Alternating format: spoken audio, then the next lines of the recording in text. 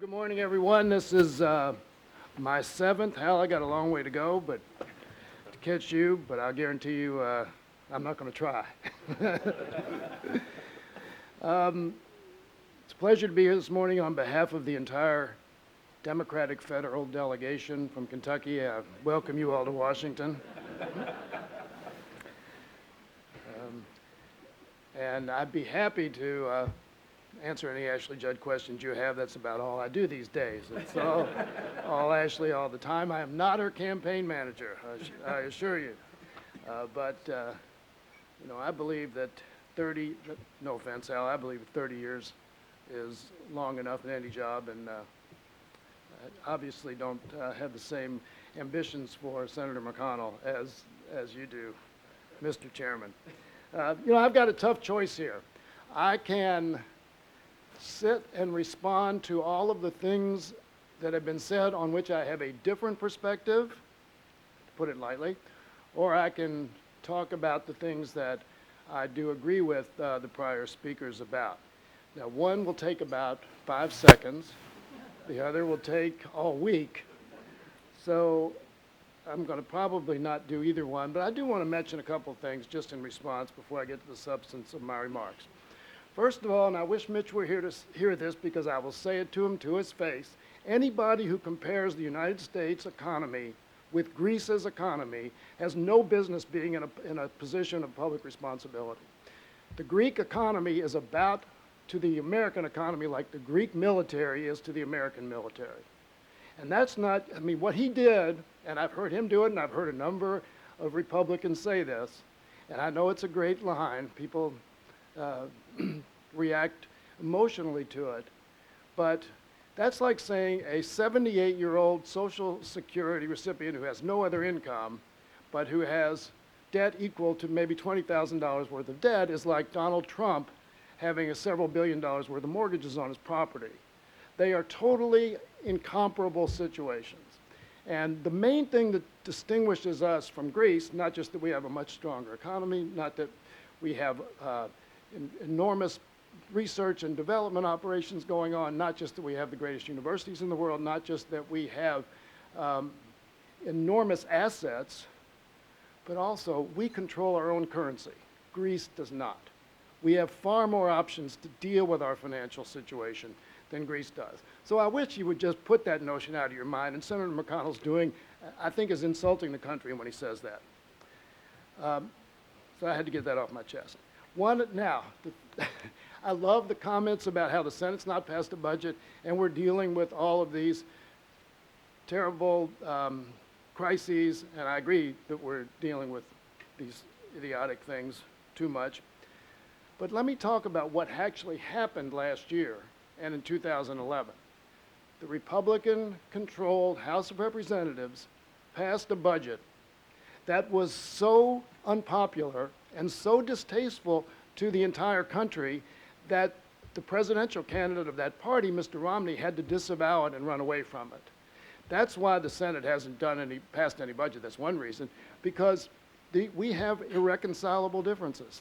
This is a dysfunctional marriage in terms of the House versus the Senate, and Republicans versus Democrats. The National Journal actually does rankings of members of Congress, and they've done it for some time, and for the first time this year, they've said, for the first time ever, the most liberal Republican is more conservative than the most conservative Democrat. And so when the Speaker, for instance, Speaker Boehner says, we shouldn't compromise, we should find common ground and then act on that, there isn't much common ground. That's a sad fact. On most issues, there isn't any common ground. So we either have to give and take, as I think we are about to do on immigration reform. I'm part of a group of 8 in the House that's doing the same thing that the group of 8 in the Senate's doing. And we're doing legislation, I think, the right way. Now, we're doing it in secret, which probably has a lot to do with it. There are no TV cameras around there, so nobody's paying attention to what we say. You don't get any advantage by making crazy rhetorical statements on either side. But I think there are a few areas where we can come to some kind of resolution. But that's not because we necessarily have common ground. That's because we're willing to give and take. And that's what's not happening right now in the Congress of the United States. Although, as you probably know, Rand Paul and I now agree on hemp, Kentucky, and testified together, and Thomas Massey. So there are a few areas where we actually agree. Now let me address this whole sequester mess because I think it's symbolic of a lot of what is ailing us. It's a horrible policy. It's the wrong approach to a serious problem, and that's why I voted against it. I voted against the Budget Control Act. So I don't have to worry about whether the president's at fault or Republicans in Congress are at fault. I know it's not my fault because I voted against the thing. I think Rand did too. I don't know if we voted against it for the same reasons, but we both did. And I don't really think that matters. I mean, the president, yes, the president suggested sequestration as part of a deal to avoid the default and running up against the debt ceiling back in 2011, in August of 2011. And yet, 170-something Republicans in the House of Representatives voted for it. So while the president may have suggested it, it could not have been the policy without a significant majority of the majority party in the House supporting it. So let's forget who's at fault. We're dealing with something that is going to occur in 2 days.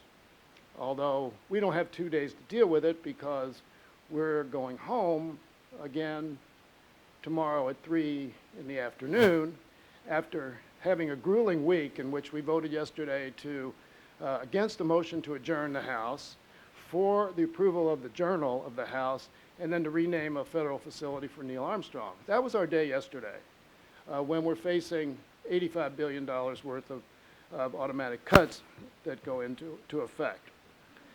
But again, I think the question is, what happens when we go from here? And I think Hal actually is working hard. I agree with him totally. This isn't going to last very long. We're going to get rid of it by March 27th. We have to accommodate we have to wrap everything we're doing into the funding measure for the rest of the year. And so I'm not out crying wolf or using scare tactics because I don't think the sequester is going to last very long and it's not going to be serious. If it does last long, then it would be serious. So these threats aren't idle threats. I just think they're not the likely scenario. But the bigger question we have to face is what we do from now on. And the reason this sequester debate, in my opinion, is so discouraging, and I'm sure it's confusing to you as well as discouraging, is that we've morphed this sequester issue and will continue to have. We started debating what should be the proper share of revenues and cuts back in 2011. We debated it, so we debated it 2 years ago. We debated it two months ago. We're going to debate it for the next 3 weeks after March 1st. We're going to debate it after March 27th. We're going to debate it after that and the year after and the year after. That's what our role is.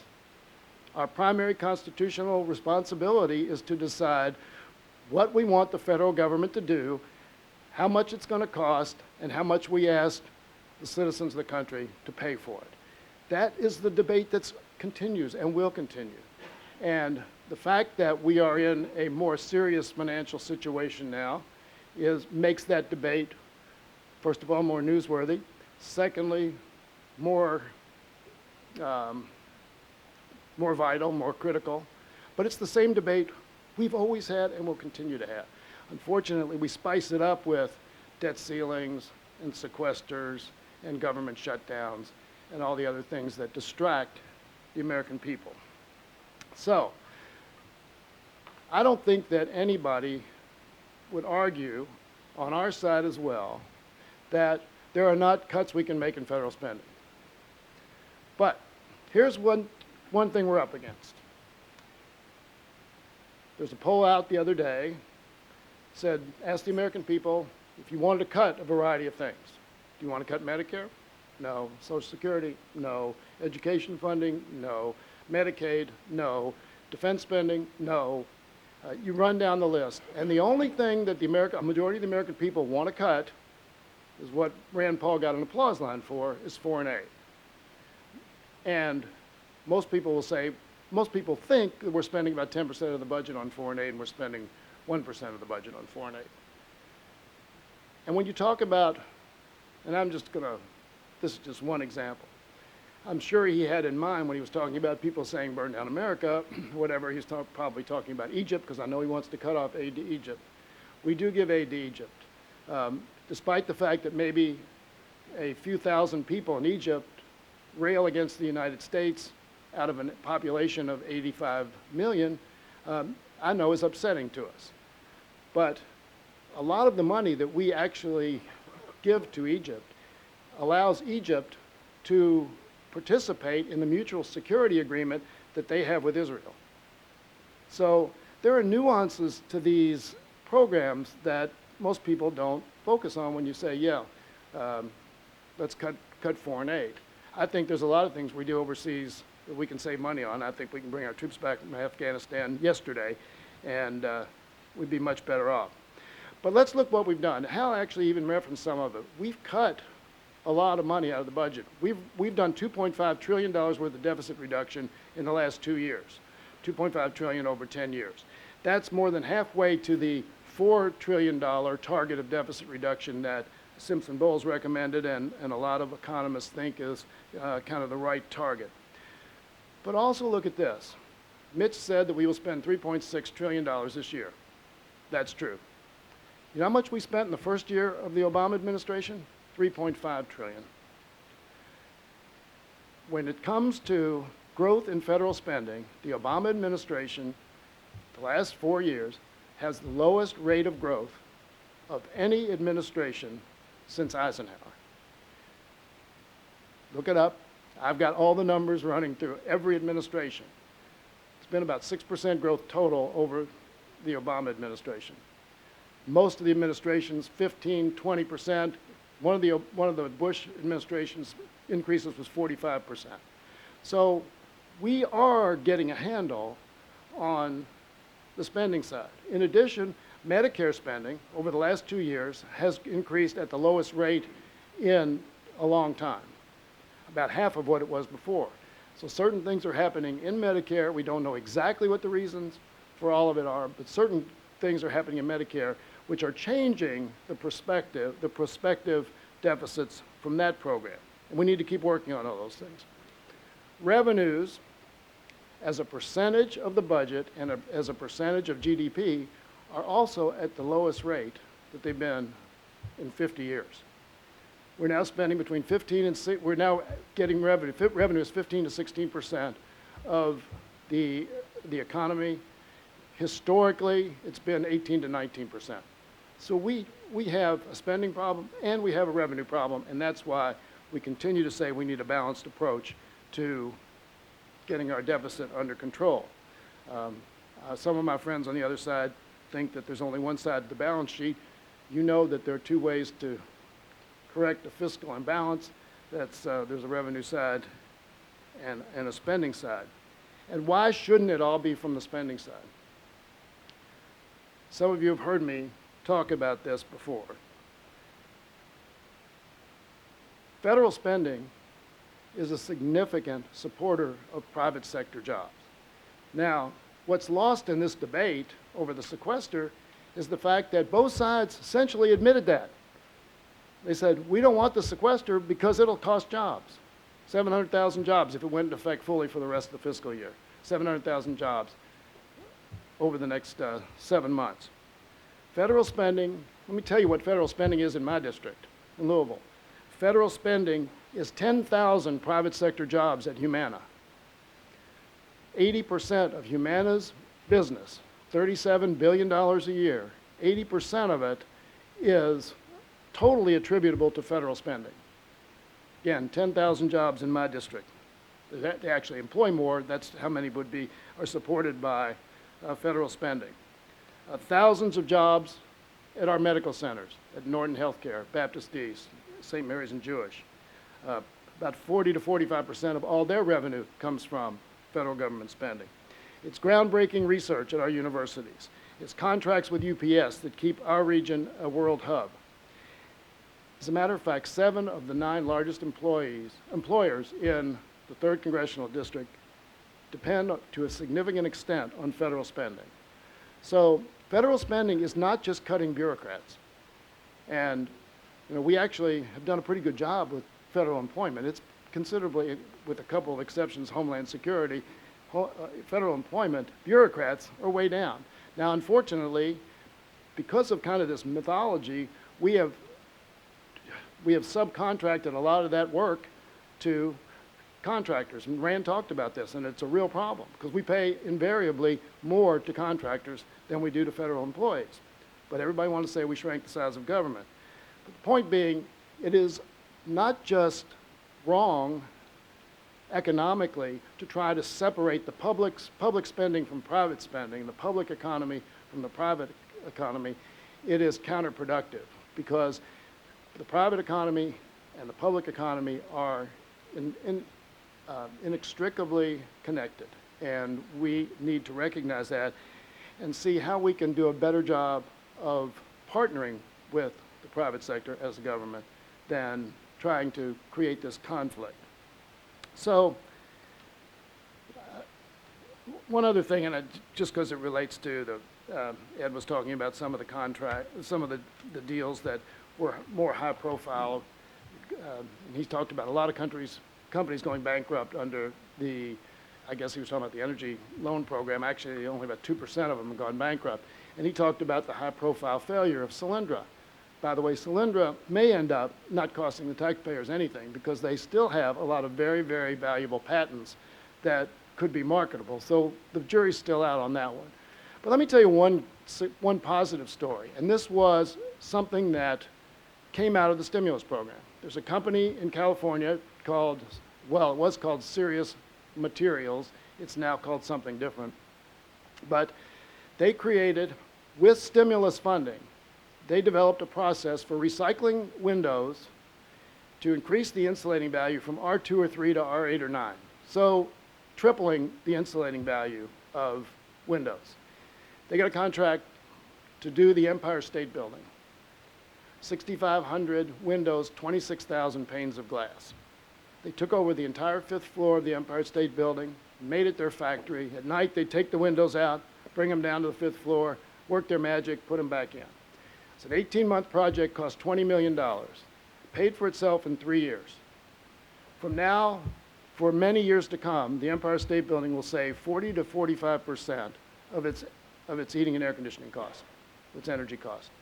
Now, that same company is now doing school systems around the country and big buildings and saving companies and governments lots of money, and it's all being paid for without any external source. It's creating jobs, and it's saving money, and it's saving energy. Now, that's some of the good news that you don't hear about, and there is story after story like that that's happening in this country. There's a lot going on that's positive. There's a lot going on that is going to, I think, radically change a lot of the long-term prospects that we have financially. If you take an economy and say, we can save 50% of all the power costs, I mean, hypothetically, how radically does that change everything that we forecast? If we cure cancer, if we cure diabetes, how much does that change the long-term financing issues of Medicare? Well, each one of those is $300 or $400 billion a year. So I think that from a governmental standpoint, we need to ask, instead of how much are we going to cut, how much are we going to tax, we need to start getting back to the fundamental questions. And that is, what do we want our federal government to do? What do we want it to do? And once we have those answers, if we can come to consensus on that, then we can say, it's going to cost this much to do it, and here's how we're going to get the money. But we've forgotten how to ask those fundamental questions. So I hope that we can do that over the next few years. I have a sense, Thomas Massey and Andy Barr and the group that has just come into Congress, I may be wrong, we haven't been in session long enough to really get a good feel for the new members, but I think there are 49 new Democrats. How many new more interested in problem solving than in falling on their swords for an ideology? And if that's right, if I'm right, and if that's correct, then there are better times ahead for the Congress and for the country. So once again, thanks for having me here. And it's interesting being 1 on 7 now. But occasionally we do find those areas of common ground. And the most important thing is, in almost every case where Kentucky's concerned, we're all on the same page, and that's a good place to be. Thank you very much.